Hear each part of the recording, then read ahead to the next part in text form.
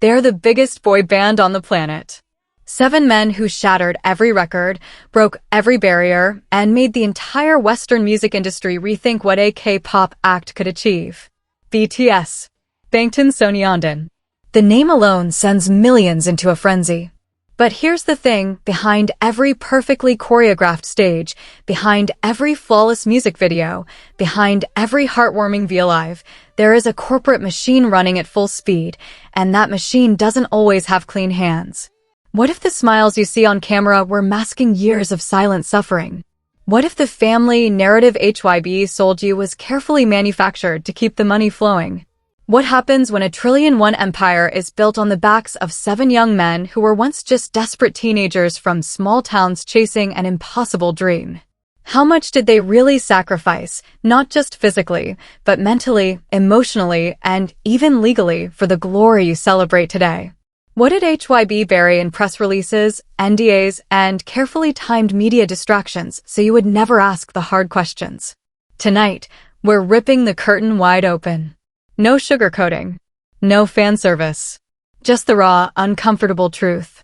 These are the 8 facts that HYBE desperately tried to keep in the dark, and trust me, by the time we hit number 1, everything you thought you knew about BTS will be turned completely upside down. So buckle up, because this ride gets rough. Let's start the countdown. Number 8. The lyrics they wish you'd forget, the past they tried to erase. Alright, we're kicking things off at number 8, and trust me, this one sets the tone for everything that's about to come. Because before BTS became the United Nations speaking, self-love preaching, Grammy-nominated global ambassadors of positivity, they were something very, very different.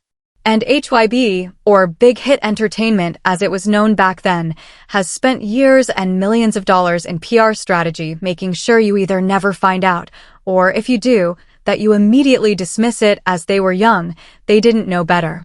But let's slow down and actually look at what happened, because the story is far more complicated than a simple youthful mistake. This is about an entire catalog of early music that the company has quietly tried to bury, scrub, and reframe, and at the center of it all stands Kim Namjoon, RM, the leader, the intellectual, the man who spoke at the United Nations about loving yourself. The irony? Some of the lyrics he wrote and performed in BTS's early career were the exact opposite of that message. And the industry knew. The fans eventually found out. And the cover-up machine went into overdrive. Let's go back to 2013. BTS debuted on June 13th under Big Hit Entertainment, a small, nearly bankrupt company run by Bang Seokjin. They weren't the polished, soft-spoken idols you know today. They debuted as a hip-hop group. Raw. Aggressive. Hungry. Their concept was rebellion against society, against the education system, against the establishment. And in Korean hip-hop culture at that time, the rules were different. The language was rougher. The attitudes were harder. And nobody at Big Hit was stopping them, because controversy meant attention, and attention meant survival for a company that was one failed album away from shutting its doors forever. Their early tracks, We Are Bulletproof PT2, No More Dream, NO, were aggressive but relatively safe. But then came the B-sides. The deep cuts. The tracks that the casual fan never heard, but that the Korean hip-hop community and early armies consumed religiously. And this is where things get uncomfortable. In tracks from their early mixtapes and albums, there were lyrics that, by today's standards, and honestly, even by the standards of that era, were problematic.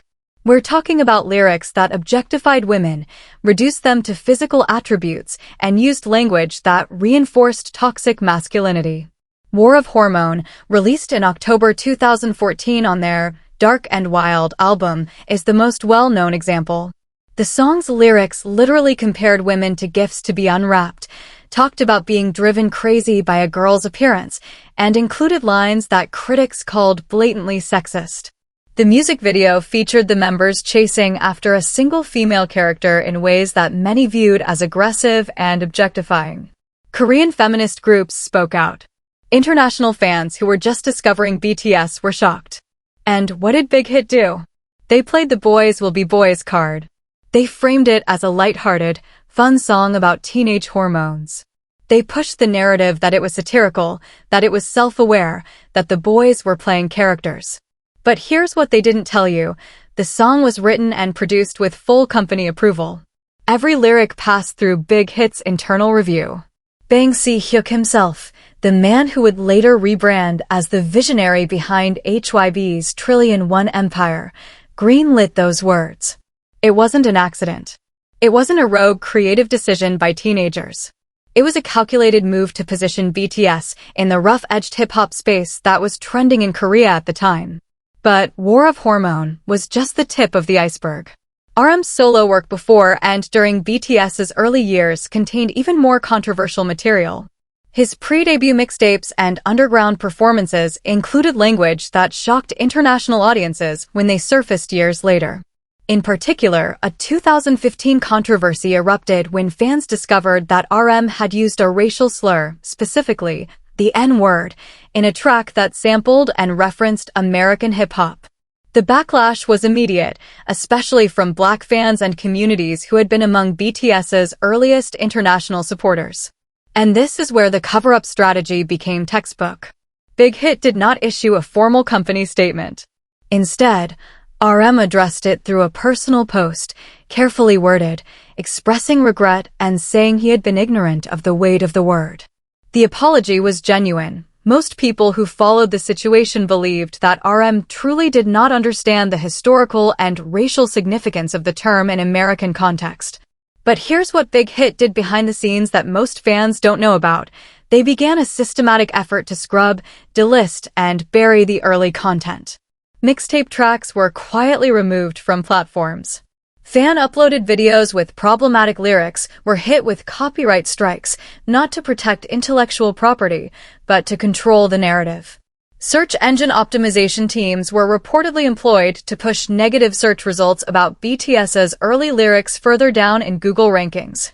Former Big Hit staff members who spoke to Korean media outlets on condition of anonymity described an internal directive that came down around 2016-2017 as BTS began their meteoric international rise. The early hip-hop era was to be reframed.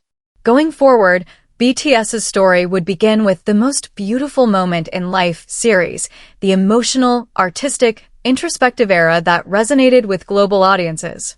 Everything before that was to be treated as a footnote, a rough draft, a period of growth that the members had already moved past. And it worked. Brilliantly. By the time BTS was speaking at the UN General Assembly in September 2018, delivering their Speak Yourself address about self-love and youth empowerment, the early lyrics controversy had been effectively neutralized. New fans who discovered BTS through DNA, Fake Love, or Boy With Love had no idea about War of Hormone or the mixtape controversies. The company had successfully rewritten the origin story. But the erasure went even deeper than just removing content. Former backup dancers and early collaborators who worked with BTS during the 2013-2015 era described a culture inside Big Hit that was, at best, indifferent to the problematic aspects of the content they were producing. One former staff member told a Korean entertainment journalist in a 2020 interview that there was active encouragement to push boundaries because it generated buzz. The misogynistic lyrics weren't accidental. They were part of a marketing strategy designed to appeal to the male-dominated Korean hip-hop audience that Big Hit was targeting before they pivoted to a broader, more female-dominated fanbase. RM, to his credit, has been the most transparent member about acknowledging this past. In various interviews over the years, he has spoken about the embarrassment he feels looking back at some of his early work. In a 2022 interview, he described his younger self as ignorant and trying too hard to fit into a mold that wasn't really me. He's spoken about how education, travel, and exposure to diverse perspectives changed his worldview. And that growth is real. His later solo work, including his album Indigo, is a masterclass in introspection, cultural sensitivity, and artistic maturity. But here's the uncomfortable question that HYBE doesn't want you to ask. If RM grew and changed, why didn't the company simply own the past transparently? Why the scrubbing? Why the SEO manipulation? Why the copyright strikes on fan archives? The answer, of course, is money. By 2017, BTS was no longer a hip-hop act from a small company. They were a global brand worth hundreds of millions of dollars. UNICEF partnerships, Samsung endorsements, Louis Vuitton ambassadorships, none of these deals could survive a resurfacing of lyrics that objectified women or included racial slurs. The cover-up wasn't about protecting RM or the members. It was about protecting the brand. And the brand was HYBE's most valuable asset. The members were the product, and the product had to be spotless. So the past was buried. The narrative was rewritten. And millions of fans were sold a version of BTS's story that started with flowers and butterflies, not with the rough, raw, and sometimes deeply problematic reality of 7 young men navigating an industry that chewed up and spit out artists without a second thought. Does this mean RM is a bad person? Absolutely not. Growth is real, and his evolution as an artist and a human being is one of the most genuine stories in K-pop. But does it mean that HYBE manipulated the narrative to protect their bottom line? Without question. And that's why this sits at number 8, because it's the foundation of everything else we're about to uncover. If a company is willing to erase its own history to protect a brand, what else are they willing to hide? What happens when the stakes are even higher, when it's not just about old lyrics, but about the physical health, the mental well-being, and the legal rights of the 7 men who built that empire? Well, that's exactly where we're headed. Number 7. The sunshine that was slowly dying inside, the mask nobody was allowed to remove. Coming in at number 7, we're stepping into territory that's going to hit different. Because this isn't about old lyrics or PR scandals. This is about a human being who was systematically turned into a character, a concept, a brand asset, and then expected to perform that character every single day for over a decade without ever breaking. We're talking about young Hoseok, J-Hope, the man BTS and HYBE sold to the world as the sunshine, the mood maker, the energy pill, the one who never stops smiling, never stops dancing, never stops radiating positivity. Sounds beautiful, right? Sounds wholesome. Sounds like exactly the kind of feel-good story a trillion-1 entertainment company would want you to believe. But what happens when the sunshine is forced? What happens when the smile becomes a contractual obligation? What happens when the most positive member of the biggest boy band on earth is quietly drowning in anxiety, pressure, and an identity crisis so severe that he doesn't even know who he really is anymore? That's the story HYBE never wanted you to hear. And it starts long before the fame. Let's rewind to 2010. Young Hoseok was a teenager from Gwangju, a city in the southwestern part of South Korea, far from the glittering entertainment hubs of Seoul. But this kid was different. He wasn't just a dancer, he was a prodigy. He trained at Gwangju's Joy Dance Academy, and by his mid-teens, he had already won regional and national street dance competitions. He was known in the underground dance scene. He had a reputation. And when Big Hit Entertainment came scouting for trainees for their new boy group project, Hoseok was recruited specifically for his dance ability. He moved to Seoul. He left his family. He entered the trainee system, a brutal, grinding, soul-crushing pipeline where young people train for 12, 14, sometimes 16 hours a day with no guarantee of ever debuting. But here's the first thing HYBE doesn't want you to know. J-Hope almost didn't make it into BTS. Not because he wasn't talented enough. He was arguably the most technically skilled performer in the entire trainee lineup. But because the company wasn't sure he fit the concept.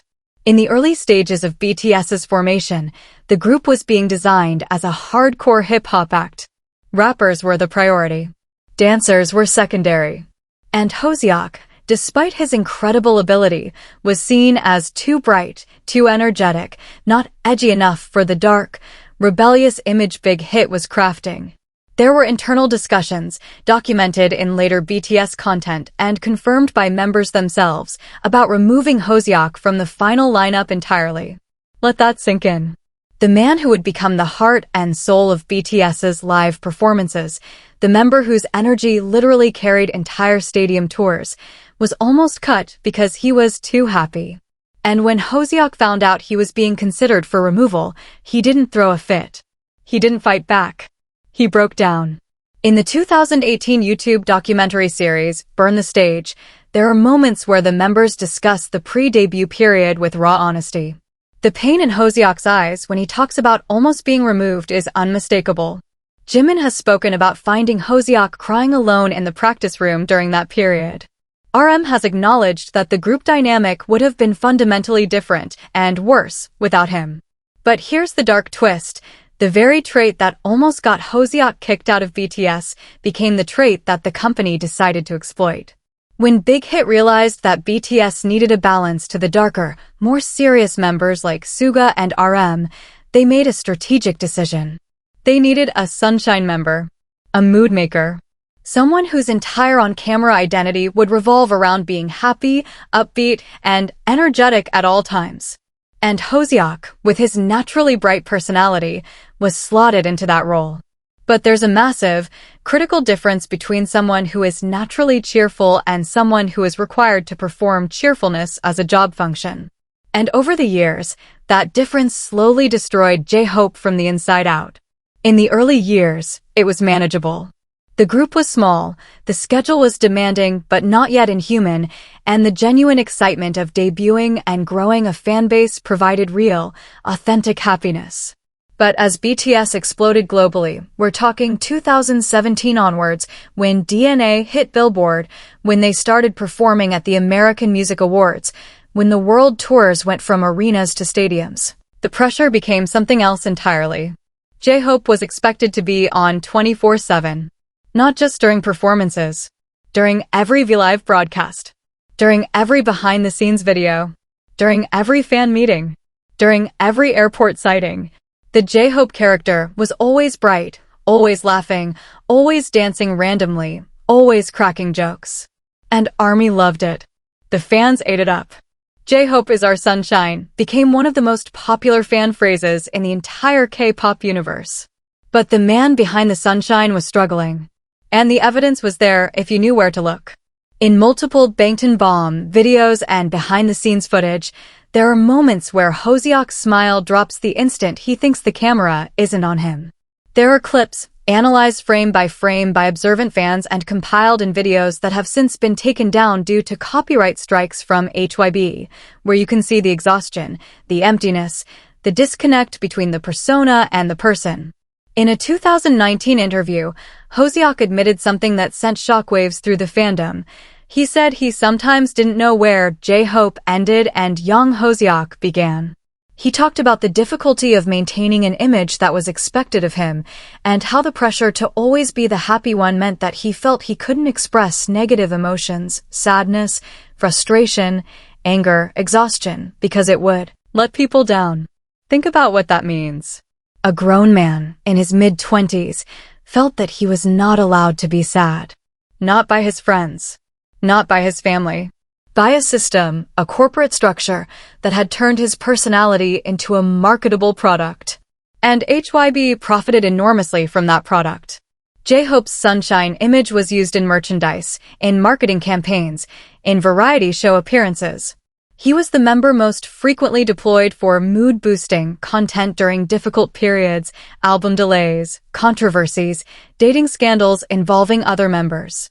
Whenever HYBE needed a distraction, whenever they needed to flood the timeline with positive content, J-Hope was pushed to the front. Smile, Hoseok.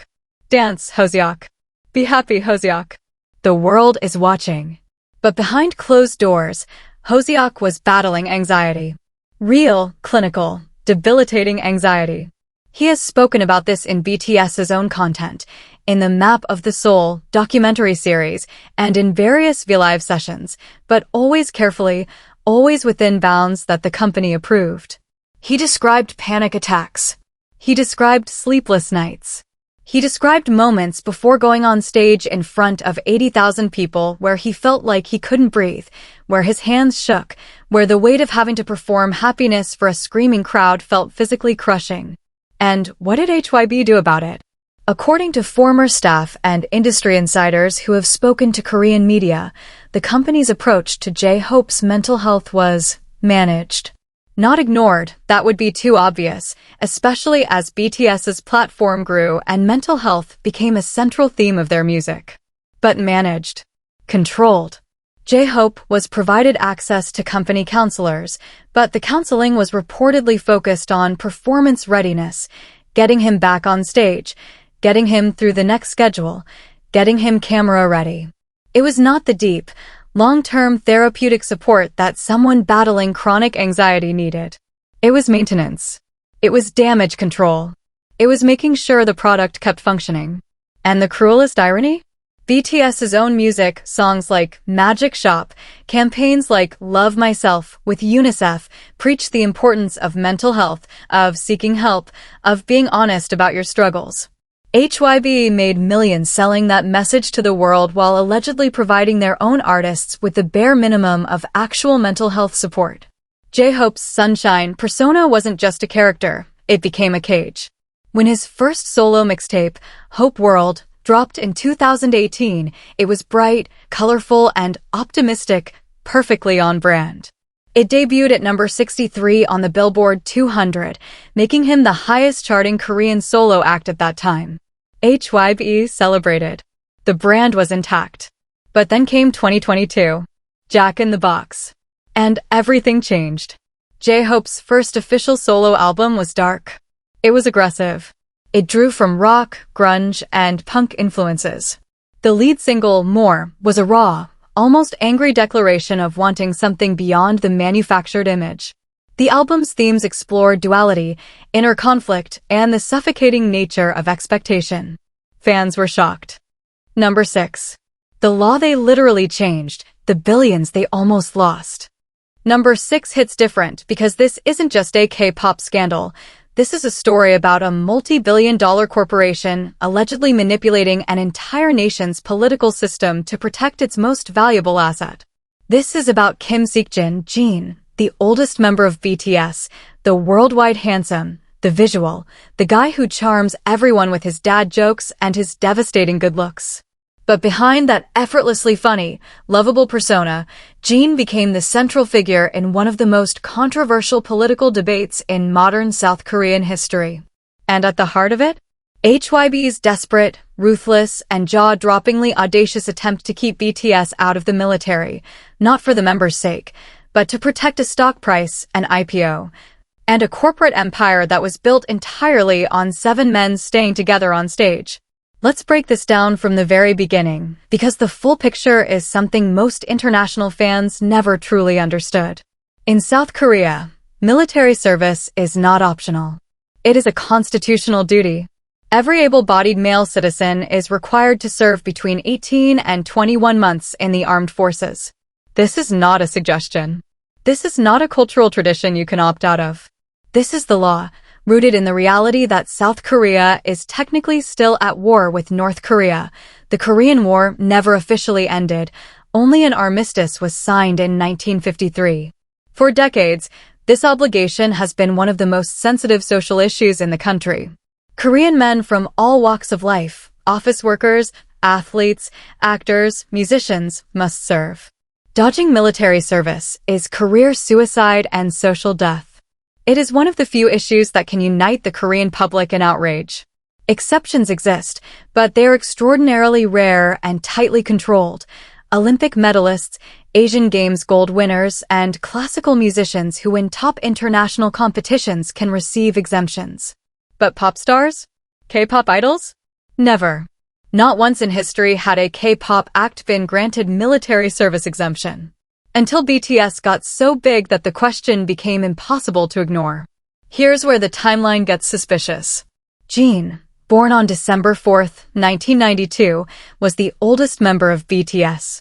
Under the existing law, he was required to enlist by the time he turned 28, which meant his deadline was the end of 2020. The other members, born between 1993 and 1997, would follow in sequence over the next several years.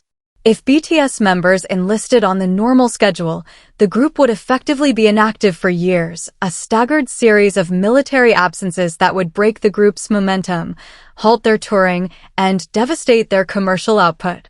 For any normal K-pop company, this would be an unfortunate but accepted reality. Every single boy group in K-pop history has dealt with military service. TVXU did it. Super Junior did it. Big Bang did it. EXO did it. You enlist, you serve, you come back. The fans wait. The industry moves on. But BTS was not any normal K-pop group. And Big Hit Entertainment, by 2020, was not any normal K-pop company. By the time Jin's enlistment deadline was approaching, BTS was not just a music act, they were a financial instrument. Big Hit was preparing for its initial public offering on the Korea Exchange, set for October 2020. The company's entire valuation, which would eventually land at approximately 4.1 trillion Korean won, or roughly $3.5 billion USD at the time, was built almost entirely on BTS. Industry analysts estimated that BTS accounted for over 87% of Big Hit's total revenue. The group wasn't just the company's biggest act. They were the company. Now, here's the critical math that HYBE's executives were sweating over. If Jin enlisted at the end of 2020, just weeks after the IPO, it would signal the beginning of BTS's military hiatus. Investors knew this. Stock analysts knew this. And the market would react accordingly. Big Hit stock price and the personal fortunes of Bang Si-hyuk and every early investor would take a catastrophic hit. So, what happened next? Something that made Korean political commentators, military affairs experts, and opposition politicians absolutely furious. In June 2020, just months before Jin's enlistment deadline and just months before Big Hit's planned IPO, a group of ruling party lawmakers introduced an amendment to the Military Service Act. The amendment proposed allowing pop culture artists who have made significant contributions to elevating the national image to defer their military service until age 30. The bill was informally and immediately dubbed the BTS law by Korean media. And the timing was not a coincidence. Let's be crystal clear about what was happening here. A law that had governed South Korean military service for decades was being modified at the exact moment that one specific company needed it modified to protect the enlistment timeline of one specific group, which happened to be the primary revenue source for one specific IPO. The backlash was instant and ferocious. Korean veterans groups erupted. Opposition politicians called it a disgrace. Social media exploded with accusations that Big Hit was using political connections to buy special treatment for their cash cow. The argument against the exemption was simple and devastating. If a K-pop group gets special treatment, why not actors? Why not popular YouTubers?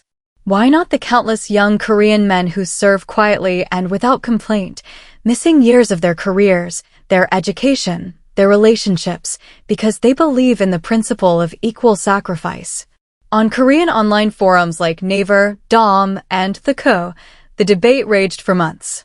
Polls showed that the Korean public was deeply divided, but a significant majority, consistently above 50% in most surveys, opposed giving BTS a military exemption. The resentment wasn't directed at BTS themselves. Most Koreans respected the members personally. The anger was directed at the system, at the perceived corruption, at the idea that a corporation's profit motive could override a national duty that every other Korean man fulfilled without question. And HYBE's role in all of this?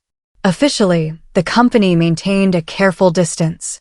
In public statements, they said the military service decision was up to the members and that the company respected whatever choice they made. But behind the scenes, the picture was very different.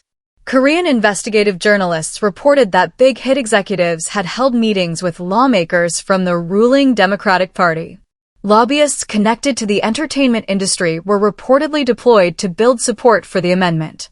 And the timing of the IPO itself was scrutinized. Critics argued that Big Hit deliberately scheduled the IPO before Jin's enlistment deadline so that early investors could cash out at maximum valuation before the inevitable post-enlistment stock decline. The amendment passed in December 2020. Jin's service was deferred. And Big Hit's IPO went off spectacularly. The stock surged on its first day of trading, briefly making Bang Si-hyuk one of the richest people in South Korea. Mission accomplished. The corporate machinery had done its job. But the controversy didn't end there. It festered. For 2 more years, the will they or won't they saga continued. Every few months, a new round of debate would erupt. Politicians used BTS's military service as a political football, some calling for full exemption, others demanding immediate enlistment, all of them leveraging the issue for their own electoral purposes.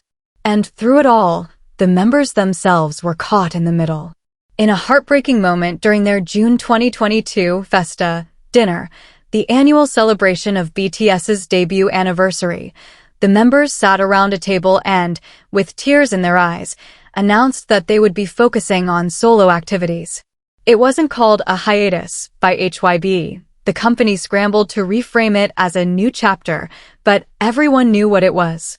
The military was coming. The deferral had bought time, but it couldn't buy forever. Jimin announced his enlistment in October 2022 and entered the military on December 13, 2022. He was the first to go. And the moment he did, HYBE's stock dropped significantly.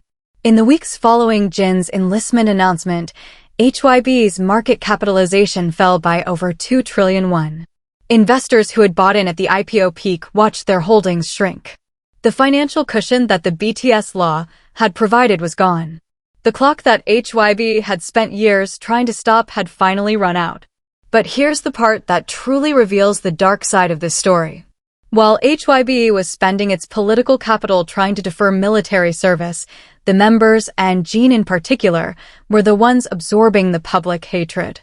Korean netizens didn't attack Bang Si-hyuk or HYBE's board of directors. They attacked Jimin. They called him a coward.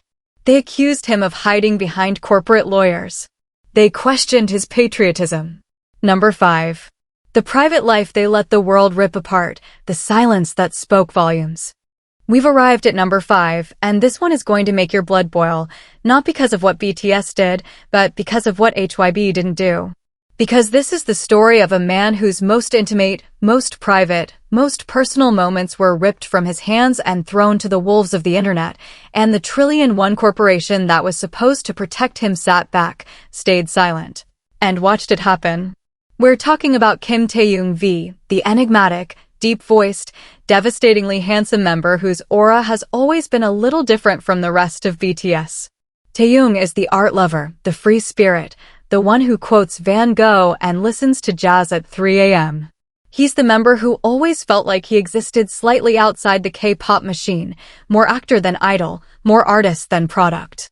And that individuality, that refusal to be easily categorized, made him both one of the most beloved and one of the most vulnerable members of the group. Because when the most private chapter of his life was exposed to the entire world without his consent, the company that owed him protection gave him nothing but silence. And that silence nearly destroyed him. Let's go back to late 2021. Rumors had been swirling in the K-pop underground for months. Whispers on Korean fan forums, blind items on entertainment gossip sites, cryptic posts from so-called insider accounts on Twitter. The rumor? That Kim Taehyung was in a romantic relationship with Jennie Kim of Blackpink, arguably the most famous female K-pop idol on the planet. Now, in the K-pop industry, dating rumors are nothing new. They come and go like seasons. Usually, the companies involved issue a swift denial or a carefully worded non-answer, the news cycle moves on, and everyone forgets within a week. But what happened with Taehyung and Jennie was something entirely different. Something unprecedented. Something that exposed a level of privacy violation so severe that it should have triggered immediate corporate and legal intervention. Instead, it triggered months of chaos, harassment, and deafening silence from the people who had every resource to stop it. It started with a single photo, leaked online, showing Taehyung and Jennie together in what appeared to be a private setting, not a public event, not a concert, not a scripted variety show. A private moment. Intimate. Personal. The kind of photo that exists only on someone's personal phone or cloud storage. The internet erupted. K-pop Twitter went into nuclear meltdown. Fan wars between ARMY and Blink, already one of the most volatile rivalries in fandom history, escalated to levels of toxicity that made previous conflicts look like polite disagreements. But that first photo was just the beginning. Over the following weeks and months, more photos leaked. And more. And more. Each one more private than the last. Photos that appeared to be from personal vacations. Photos from private outings. Photos that could only have been obtained through one of two ways. Either someone in the artist's inner circle was betraying them, or, and this was the far more disturbing possibility, someone had hacked into their personal devices. The evidence increasingly pointed to hacking. The photos were high resolution, clearly taken from phone cameras, and showed settings and contexts that no paparazzi or sightseeing fan could have accessed. Digital forensics experts who analyzed the leaked images noted metadata inconsistencies that were consistent with photos extracted from cloud storage rather than captured through surveillance. Someone had broken into the digital vaults of one of the most famous couples in Asian entertainment and was systematically releasing their private moments to the public. And what did HYBE do? Here's where the rage starts. HYBE, a company with a market cap exceeding 10 trillion won at its peak, a company with entire departments dedicated to legal affairs, artist protection, and media management, a company that employed some of the most expensive lawyers and PR firms in South Korea, did effectively nothing. Their initial response was the corporate equivalent of a shrug. We have no comment on our artists' personal lives. No comment. That was it. Not, we are investigating a severe breach of our artists' privacy. Not, we are pursuing legal action against the individuals responsible for this criminal act. Not, we condemn the distribution of illegally obtained private photos. Just, no comment. Let's put this in perspective. Under South Korean law, unauthorized access to someone's digital devices and the distribution of private photos obtained through such access is a criminal offense. The Personal Information Protection Act, the Act on Promotion of Information and Communications, Network Utilization, and Information Protection, these are serious laws with serious penalties. HYBE had every legal tool at their disposal to go after the leakers, to issue takedown orders, to pursue criminal charges, to protect their artist. And they chose not to. Or at least, they chose not to do it publicly, swiftly, or with any urgency that would suggest they actually cared about the human being at the center of the storm. Meanwhile, Taehyung was being destroyed online. The leaks didn't just expose his relationship, they exposed him to a level of public scrutiny and harassment that was genuinely dangerous. Anti-fans created dedicated accounts to mock and harass him. Conspiracy theories proliferated. Some fans accused him of betraying ARMY by dating. Others attacked Jennie, subjecting her to misogynistic abuse and death threats. The entire situation became a toxic cesspool of parasocial entitlement, where millions of strangers felt they had the right to judge, condemn, and punish two adults for the crime of being in a private relationship. And through all of it, HYBE said nothing. The contrast with how other companies handled similar situations was stark and damning. When other K-pop artists faced dating revelations, even through normal media reports, not criminal hacking, their companies typically issued statements within hours. Confirmation, denial, or at minimum, a request for fans to respect the artist's privacy.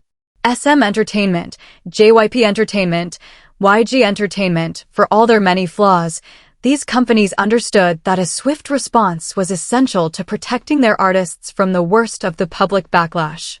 HYBE, the supposed industry innovator, the company that marketed itself as being different, as caring about its artists as people, not products, HYBE couldn't even manage a basic protective statement. Industry insiders offered multiple theories for HYBE's silence, and none of them were flattering. The most commonly cited explanation was financial calculation. BTS's brand was built heavily on the parasocial relationship between the members and ARMY. The boyfriend fantasy, the idea that the members were emotionally available to their fans, was a core component of their marketability. Confirming that Taehyung was in a serious relationship would shatter that fantasy for a significant portion of the fan base. And a shattered fantasy meant reduced engagement, reduced merchandise sales, reduced streaming numbers, reduced concert ticket demand. In short, acknowledging Taehyung's humanity, his right to love, to be in a relationship, to have a private life, was a financial risk that HYBE was not willing to take. So they stayed silent. They let the leaks continue. They let the harassment escalate. They let Taehyung absorb the damage. Because as long as the company never officially confirmed anything, the boyfriend fantasy remained technically intact and the revenue streams were protected. But the human cost was staggering. Close friends and associates of Taehyung, members of his well-known Wooga Squad friend group, which includes actors Park Seo-joon, Choi Woo-shik, Park Hyung-sik, and P-boy, reportedly expressed frustration and anger at HYBE's handling of the situation. According to Korean entertainment journalists who covered the story extensively, Taehyung himself was deeply distressed. Not just by the leaks, but by the company's refusal to act. He reportedly felt abandoned, a word that, for someone who had dedicated over a decade of his life to building HYBE's empire, carried devastating weight. The leaks eventually subsided, not because HYBE took decisive action, but because the hacker apparently ran out of material or lost interest. By then, the damage was done. Months of sustained harassment had taken their toll. The relationship had been dragged through the mud of public opinion without either party ever having the chance to control their own narrative. And HYBE's silence had sent a clear message to all of its artists: your privacy is not our priority. Your personal life is a liability that we will manage or ignore based on what serves our bottom line. And here's the part that makes this story even darker. HYBE's inaction on Taehyung's privacy crisis stood in sharp contrast to how aggressively the company pursued legal action in other contexts. When fan accounts posted leaked business information, HYBE's legal team moved with lightning speed. When media outlets published unflattering stories about HYBE's corporate practices, cease and desist letters flew. Number 4. The crash they buried, the night out that almost ended everything. Number 4. And now we're entering the part of this countdown where things stop being about corporate strategy and start being about real-world consequences, the kind that leave dents in metal, bruises on bodies, and cracks in reputations that no PR team can fully repair. This is the story of Jungkook, the golden magne, the youngest member of BTS, the boy who could do everything. Sing, dance, rap, draw, film, edit, compose. If there was a talent, Jungkook had it. He was scouted at age 13 after auditioning for the Korean talent show Superstar K in 2011. Multiple agencies wanted him. He chose Big Hit because of RM. He debuted at 15. By his early 20s, he was one of the most famous human beings on the planet. The perfect idol. The untouchable golden boy. Except he wasn't untouchable. And when reality came crashing in, literally, HYBE's first instinct wasn't to address it honestly. It was to make it disappear. Let's go to November 2nd, 2019. Seoul. Hanam-dong, one of the most upscale neighborhoods in the city, home to luxury apartments where many of South Korea's biggest celebrities live, including BTS members themselves. Late at night, Jungkook was behind the wheel of his Mercedes-Benz. The details of what happened next would become the subject of police reports, media investigations, and one of the most carefully managed PR operations in HYBE's history. Jungkook's vehicle struck a taxi.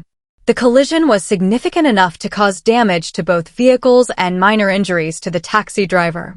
Police arrived at the scene. Jungkook was present. A traffic accident report was filed. Under normal circumstances, if this had been any ordinary citizen, the incident would have been processed through the standard legal channels: police report, insurance claim, potential traffic violation citation, and, if warranted, a fine or a license penalty. Simple. Routine. But this wasn't any ordinary citizen. This was Jungkook of BTS. And the moment the accident report was filed, a very different machine kicked into gear. The first indication that something unusual was happening came from the timing of information release. Korean media operates on a system where police reports and traffic incidents involving public figures are routinely picked up by entertainment reporters. In a normal situation, news of a celebrity car accident would break within hours. But with Jungkook's accident, there was a strange delay. The incident occurred on November 2nd, but it didn't become public until several days later, and even then, the initial reports were vague, carefully worded, and notably light on details. When the story did break, Big Hit Entertainment released a statement that was a masterclass in corporate minimization.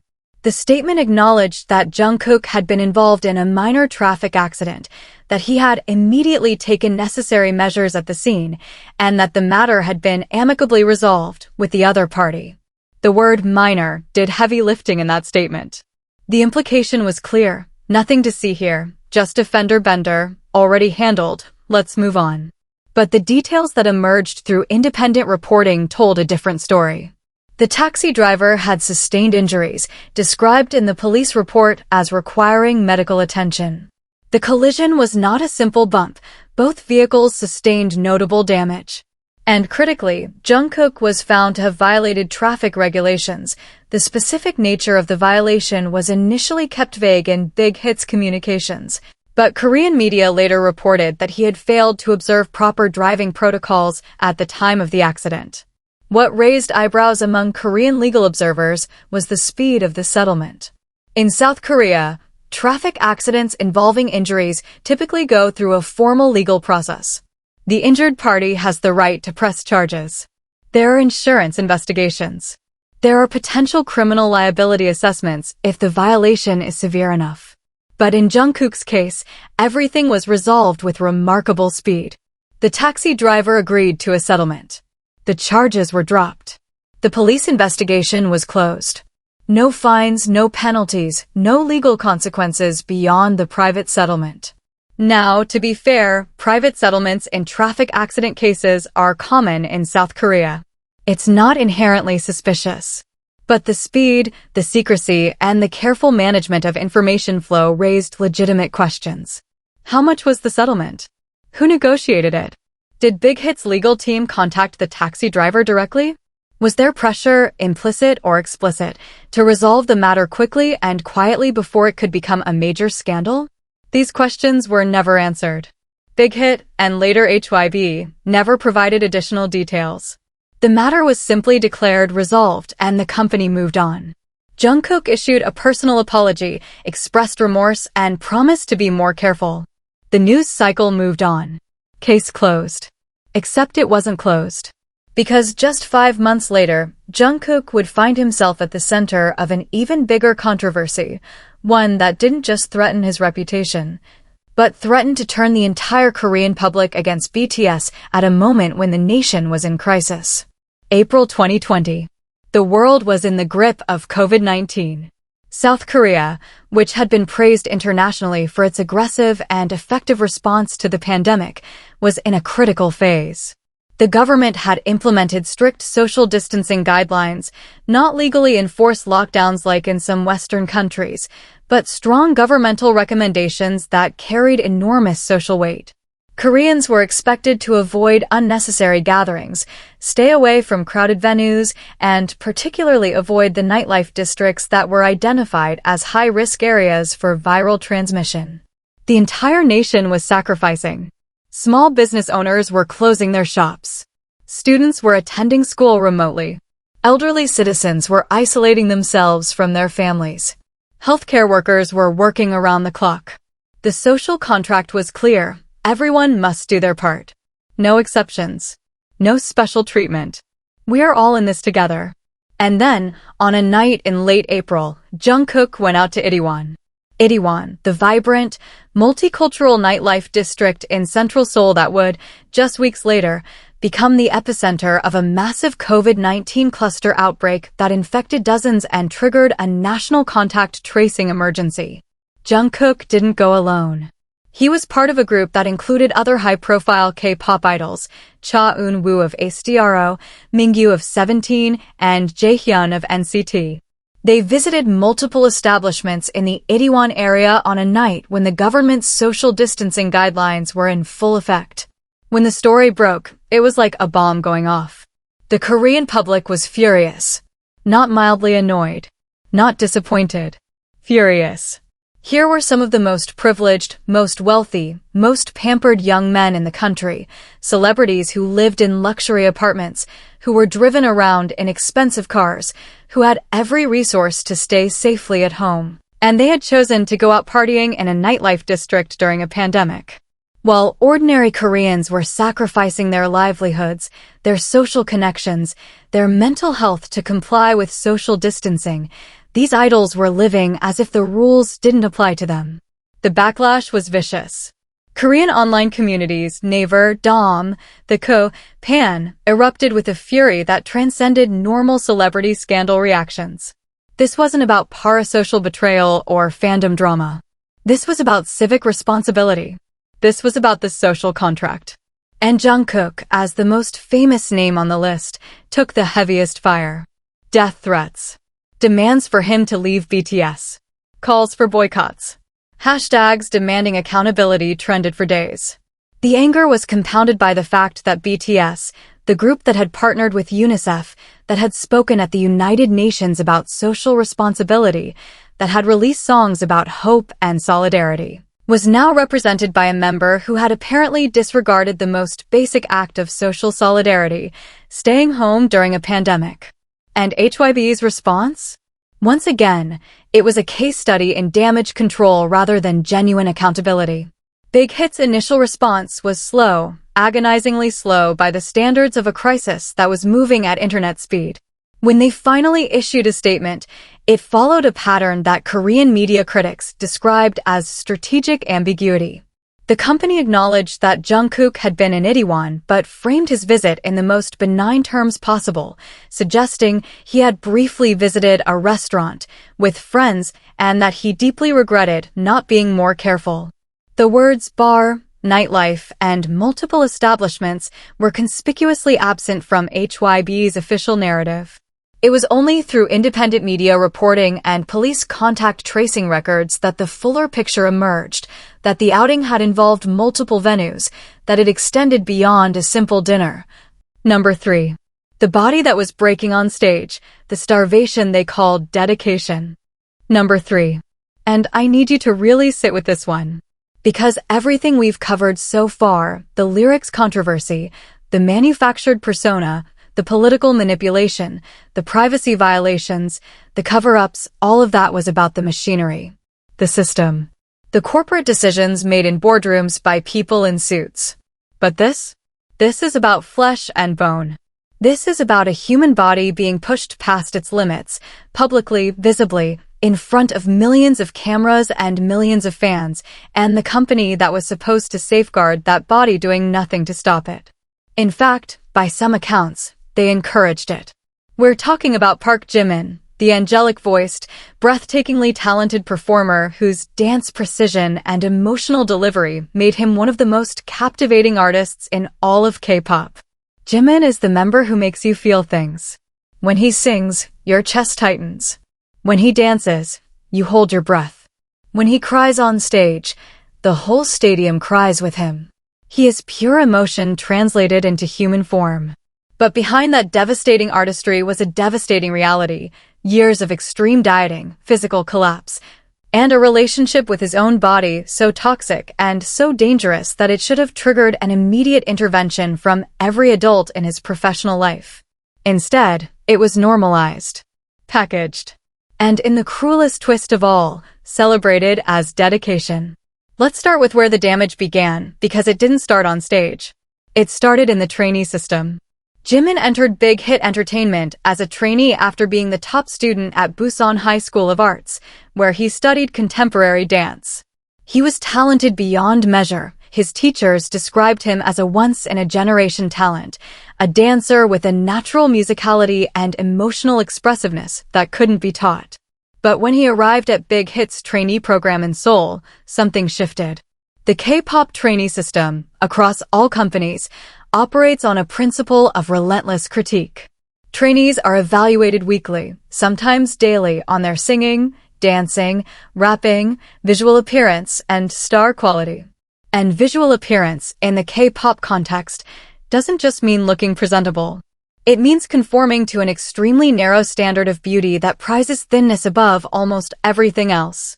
For male idols, the ideal is a lean, angular face with a sharp jawline, a slender body, and minimal body fat. This standard is not subtle. It is explicitly communicated to trainees through evaluations, weigh-ins, and direct commentary from trainers and management. Jimin, by any objective measure, was a good-looking young man. But in the brutal calculus of K-pop visual standards, he was told he didn't quite fit. His face was rounder. His cheeks were fuller. His body, shaped by years of intensive contemporary dance training, was more muscular than the willowy ideal that K-pop demanded. And so, at an age when his body was still developing, still growing, still forming, Jimin was told he needed to lose weight. He internalized that message with a ferocity that would haunt him for years. In BTS's early years, Jimin's weight fluctuations were noticeable but not yet alarming. He was a young performer on a demanding schedule, and some variation was normal. But starting around 2014-2015, something changed. Jimin began restricting his food intake dramatically, not eating healthier or cutting back on snacks dramatically. In a moment of devastating honesty during AV live broadcast, Jimin told fans that during one particularly intense period, he ate only one meal in 10 days. One meal in 10 days. For a young man who was simultaneously performing choreography that would exhaust a professional athlete, who was dancing for hours daily in rehearsals, who was performing high-energy concerts under scorching stage lights. One meal in 10 days. The mathematics of that statement are terrifying. A male in his early 20s with Jimin's activity level would require approximately 2,500 to 3,000 calories per day to maintain basic physiological function. Over 10 days, that's roughly 25,000 to 30,000 calories. Jimin consumed, by his own admission, perhaps 500 to 800 calories total in that same period. His body was literally consuming itself, breaking down muscle tissue, depleting glycogen stores, stripping away the very physical resources it needed to perform the impossible demands being placed upon it. And the results were visible. Heartbreakingly, undeniably visible. During the blood, sweat, and tears era in late 2016, fan-taken photos and official content showed a Jimin who was dramatically thinner than he had been just months earlier. His cheekbones were sharply prominent. His wrists looked fragile. His neck appeared elongated not because of any visual trick, but because the muscle and fat that should have been there were gone. Fans noticed. Of course they noticed. And the reaction was split in a way that reveals everything wrong with the K-pop industry's relationship with body image. Some fans were concerned. They posted worried messages, compiled comparison photos, begged Jimin to eat. They could see that something was wrong. But others, and this is the part that's truly sickening, praised the weight loss. Jimin looks so good. His jawline is incredible. He's never looked better. The thinner he got, the more certain segments of the fandom celebrated it. Fan-edited photos emphasized his shrinking frame. Body goals posts circulated on social media using Jimin's visibly underweight body as inspiration. And Big Hit Entertainment, the company responsible for this young man's health, said nothing. Did nothing. Changed nothing. The most damning evidence of the company's negligence or complicity came from BTS's own content. In the 2018 YouTube documentary series, Burn the Stage, which was produced and distributed by Big Hit itself, there is footage that should have never been released. It shows Jimin backstage at concerts, visibly unwell. In one episode, he is seen lying on the floor, barely able to move after a performance. Other members gather around him with concern etched on their faces. There is a moment where Jungkook, the youngest member, looks at Jimin with an expression that can only be described as fear, the kind of fear you feel when you see someone you love hurting and you don't know how to help. In another scene, Jimin is shown fainting. Not stumbling. Not feeling dizzy. Fainting, his body simply shutting down because it had been denied the fuel it needed to function. Staff members rush to him. He's carried off stage. And then, after a brief rest, minutes, not hours, he's back. He goes back on stage. He performs. He dances. He smiles. Because the show must go on. And Big Hit had a schedule to keep, tickets to honor, and revenue to generate. The fact that this footage was included in an official documentary, rather than kept private and treated as the medical emergency it was, tells you everything about the company's priorities. They saw a young man physically collapsing from self-starvation, and their calculation was, this makes for compelling content. This shows dedication. This demonstrates the sacrifice that BTS makes for their art. It never occurred to them, or if it did, they didn't care, that they were broadcasting evidence of their own failure to protect an artist's health. They were literally monetizing his suffering, turning his collapse into a documentary moment, selling his pain as entertainment. And the industry applauded. Critics praised Burn the Stage for its raw honesty. Fans shared the fainting clips as evidence of Jimin's incredible work ethic. The narrative was flipped. Instead of a story about a company failing to protect a vulnerable young man, it became a story about a dedicated artist sacrificing everything for his craft. HYBE got to have it both ways. They got the sympathy of fans who admired Jimin's sacrifice and the revenue from the documentary that showcased it, all while avoiding any accountability for the conditions that caused it. But what was actually happening behind the scenes was far more serious than any documentary showed. Other BTS members spoke about Jimin's eating habits with a mixture of concern and helplessness that was painful to witness. Suga, in a moment of unusual directness, described trying to get Jimin to eat and being refused. RM mentioned in interviews that the members worried about Jimin constantly. Jin reportedly confronted Jimin directly about his eating, leading to emotional conversations that the members have only hinted at in public. The other 6 members of BTS could see what was happening. They tried to intervene in the only way they could, as friends, as brothers. But they were young men themselves, with no medical training, no professional authority, and no power to override company decisions. They could beg Jimin to eat. They couldn't mandate it. They couldn't change the industry standards that had created the problem. And they couldn't force the company to implement the nutritional support, the medical monitoring, and the psychological counseling that the situation demanded. Because here's the fundamental truth that HYBE doesn't want you to confront. What happened to Jimin was not an individual failing. Number 2. The DUI they tried to call a fall, the statement that insulted everyone's intelligence. Number 2. We're almost at the summit of this countdown, and what I'm about to tell you is the single most brazen, most shameless, most insultingly transparent cover-up attempt that HYBE has ever pulled. Because this isn't a case where the truth was hidden in corporate filings or buried under layers of legal complexity. This is a case where HYBE looked the public straight in the eye and told a version of events so carefully edited, so deliberately incomplete, that when the full truth came out, and it always comes out, the damage wasn't just to the artist involved.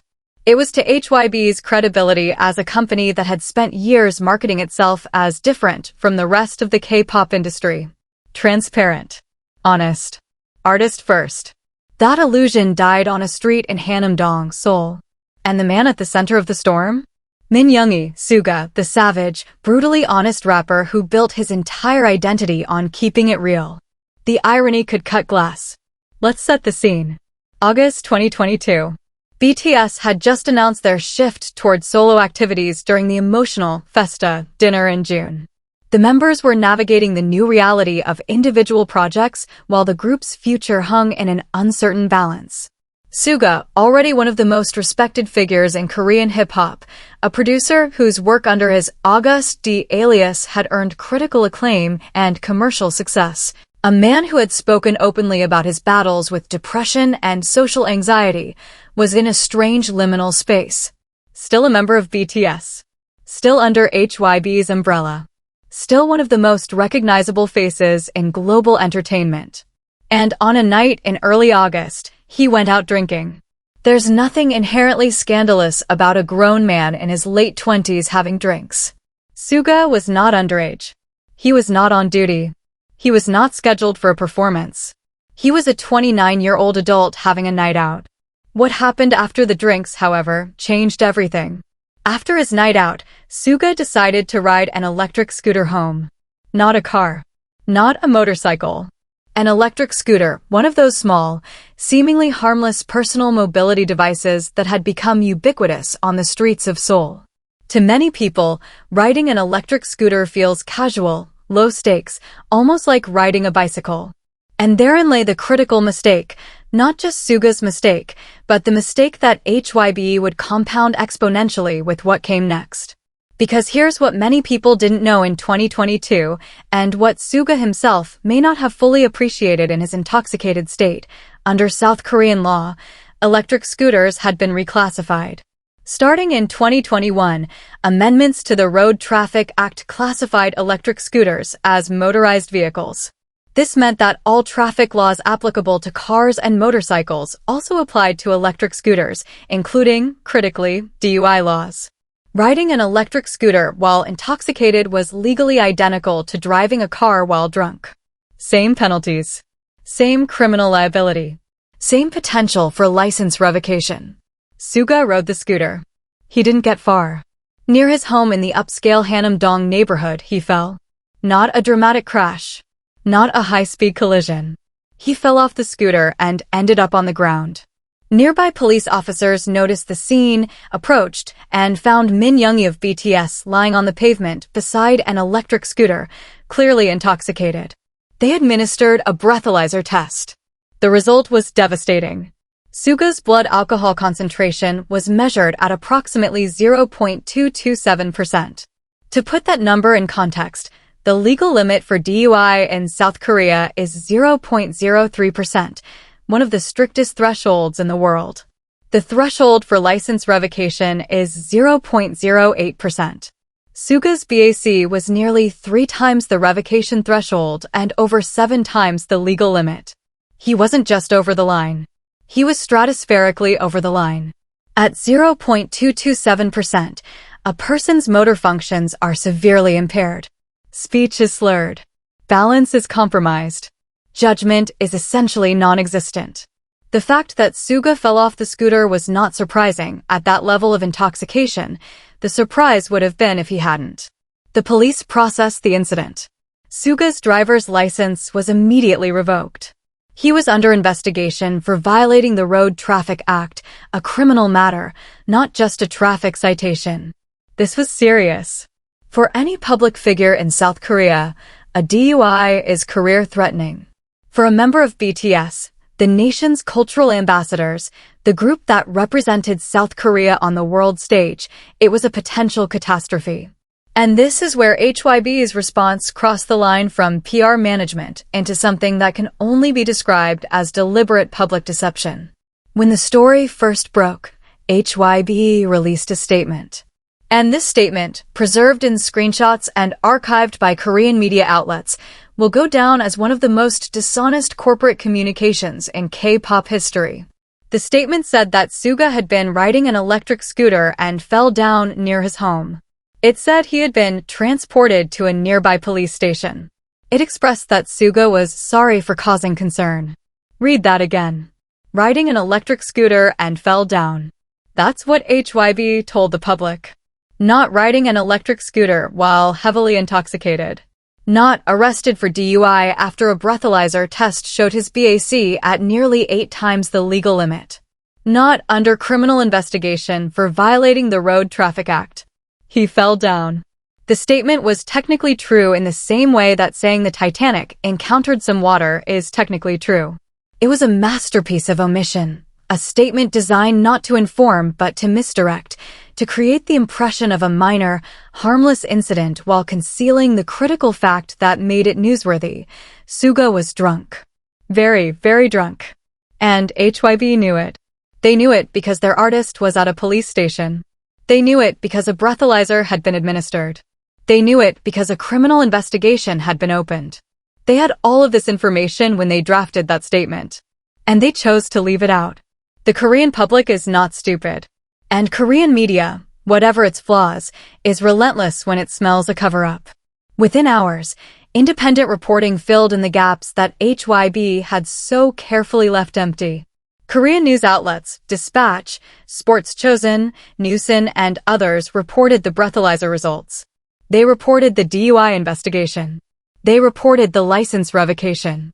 And they reported the most damning detail of all, that HYBE's initial statement had deliberately omitted any mention of alcohol.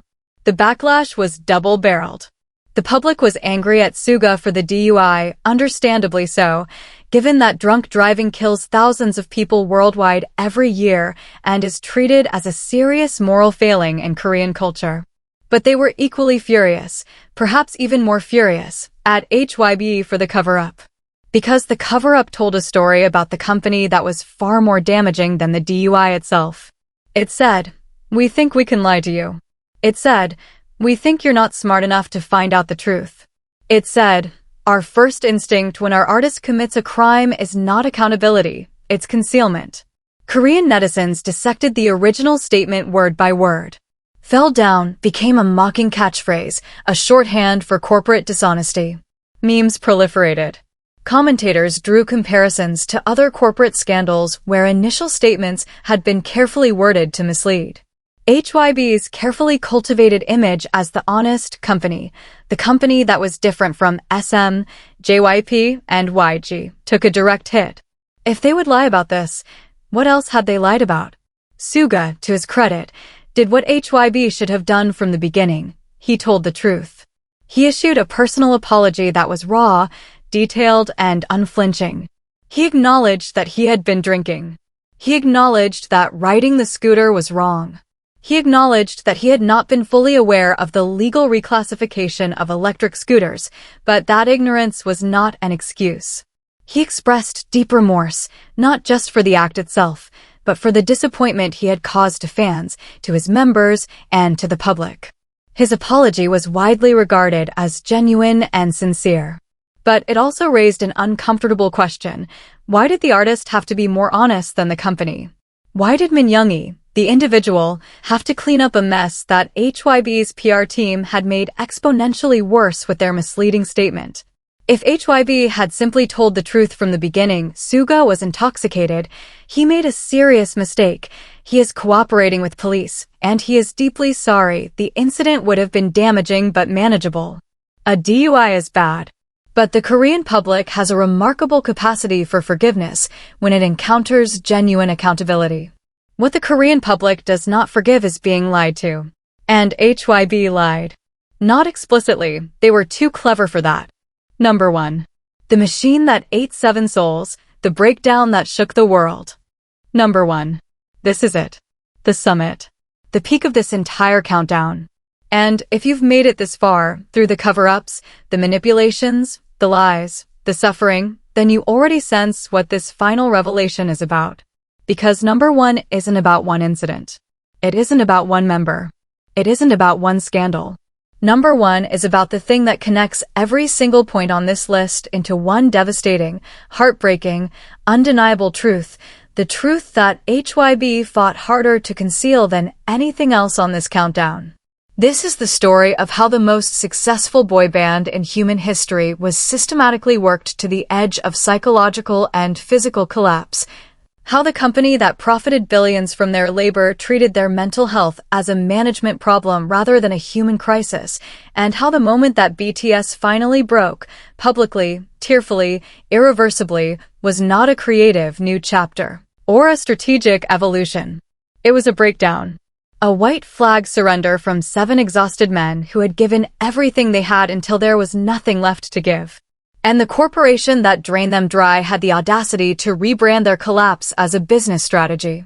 This is the story of BTS versus HYBE, the war that happened in plain sight, that the fans felt in their bones but couldn't fully articulate, and that the company spent every resource it had trying to frame as anything other than what it really was. Let's go back to the numbers. Not the music chart numbers, the work numbers. Because to understand what happened to BTS, you need to understand the sheer, inhuman scale of what they were expected to do, year after year, without pause, without mercy, without a meaningful break. Between 2013 and 2022, BTS released approximately 18 major Korean releases, studio albums, repackages, compilation albums, and Japanese releases. They embarked on 7 world tours. They performed at hundreds of concerts across dozens of countries. They filmed thousands of hours of content, music videos, behind-the-scenes footage, reality shows, variety appearances, V-Live broadcasts, promotional interviews, press conferences, fan meetings, award show performances, and corporate events. They maintained a social media presence that was essentially 24/7, managed partly by the members themselves and partly by HYBE's content team, but always demanding the members' time, energy, and emotional availability. In a single year, 2019, at the peak of their touring schedule, BTS performed over 60 concert dates across 3 continents, released 2 albums, filmed multiple music videos, attended major award shows in both Korea and the United States, completed promotional cycles in multiple countries, and maintained their content output for platforms like Bangtan, Weverse, and VLive. The schedule was not human. It was industrial. And inside that industrial schedule, there was no off switch. K-pop's content culture demands constant visibility. Fans expect regular updates, personal interactions, and behind-the-scenes content. The algorithm demands fresh uploads. The company demands engagement metrics. And the artists, the human beings at the center of this content machine, are expected to deliver all of it while maintaining the illusion of spontaneity, authenticity, and enthusiasm. Every VLive is supposed to feel casual. Every behind-the-scenes clip is supposed to feel natural. Every social media post is supposed to feel personal. The labor required to maintain that illusion while operating on minimal sleep, constant travel, and relentless performance schedules is something that no one outside the industry fully comprehends. And BTS members tried to tell us. They tried to tell us for years. But we didn't listen. Or rather, we listened but didn't fully hear, because the message was always delivered within the constraints that HYBE allowed. In interview after interview, members dropped hints that ranged from subtle to screaming. RM talked about losing his passion for music, the thing that had defined his entire identity since childhood. He described periods where he couldn't write, couldn't create, couldn't feel anything at all. In a 2021 VLive, he said something that should have set off alarm bells worldwide. "I don't know what I'm doing anymore. I don't know who I am." The leader of BTS. The man who had spoken at the United Nations. The philosopher-poet who articulated the hopes of an entire generation. And he didn't know who he was anymore. Suga talked about his depression not as a past struggle, but as an ongoing reality, something he managed, not something he had overcome. He described the disconnect between the adulation of millions and the emptiness he felt alone in his studio at night. He described a creative process that had become mechanized, writing songs not because he was inspired, but because the release schedule demanded it. J-Hope's anxiety, which we covered at number 7, was part of this same pattern. Jimin's physical deterioration at number 3 was a symptom of the same disease. Jungkook, the youngest, who had entered this machine as a literal child, showed signs of the strain in ways that broke fans' hearts, moments of visible exhaustion during concerts, uncharacteristic quietness during group activities, a gradual withdrawal from the constant content persona that had been demanded of him since he was 15 years old. V retreated into art, into photography, into friendships outside the BTS bubble, behaviors that some fans interpreted as distance or disengagement, but that were, in retrospect, survival mechanisms. He was building a life outside the machine because the machine was consuming the life within. And Jin, the oldest, the one who felt responsible for holding the group together, carried a weight that no one fully appreciated until it was too late. He was the Hyung, the elder brother, the emotional anchor. When other members struggled, they leaned on Jin. But who did Jin lean on? The evidence suggests no one. Because the system didn't provide for that. The system provided schedules, content plans, promotional strategies, and revenue targets. It did not provide adequate, sustained, professional mental health support for 7 young men who were experiencing a level of fame, pressure, and public scrutiny that has no historical precedent. And then came June 14, 2022. The Festa Dinner. The annual celebration of BTS's debut anniversary, traditionally a joyful event, a meal shared between the 7 members, filmed for fans, full of laughter, memories, and gratitude. But the 2022 Festa Dinner was different. From the moment the video began, you could feel it. The energy was wrong. The smiles were strained. The laughter was hollow. And then, one by one, they started crying. RM spoke first. He talked about the group losing its direction. about not knowing what BTS meant anymore, about feeling trapped between the expectations of the fans, the demands of the company, and his own desperate need to find himself as an individual. Here's the thing. This video isn't anti-BTS. If anything, it's the opposite. When you understand what these 7 men endured, the erasure, the exploitation, the exhaustion, the invasion, the starvation, the deception, the breakdown, your respect for them doesn't diminish. It multiplies. Because despite everything the machine threw at them, they never stopped caring about each other. They never stopped making music that moved people. They never stopped showing up for the fans who loved them. The darkness in this story doesn't belong to Kim Namjoon, Kim Seokjin, Min Yoongi, Young Hoseok, Park Jimin, Kim Taehyung, or John Jungkook. The darkness belongs to a system, a corporate structure, an industry model, a set of incentives that treats extraordinary human beings as expendable inputs in a profit equation.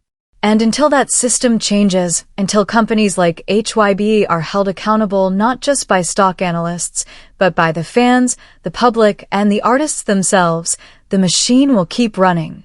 It will find new fuel, new faces, new talents to consume. The question isn't whether the dark side exists. We've proven that tonight.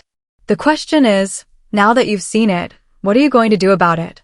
Because silence is complicity. And these 7 men, who gave you the music, the joy, the community, the meaning, they deserve better than your silence. They always did. This has been Dark Side of BTS. 8 facts HYBE tried to cover up. Thank you for watching until the very end. If this opened your eyes, share it. If it made you think, leave a comment. And if you disagree, good. That means the conversation is alive. And that's exactly where it needs to be. See you in the next one.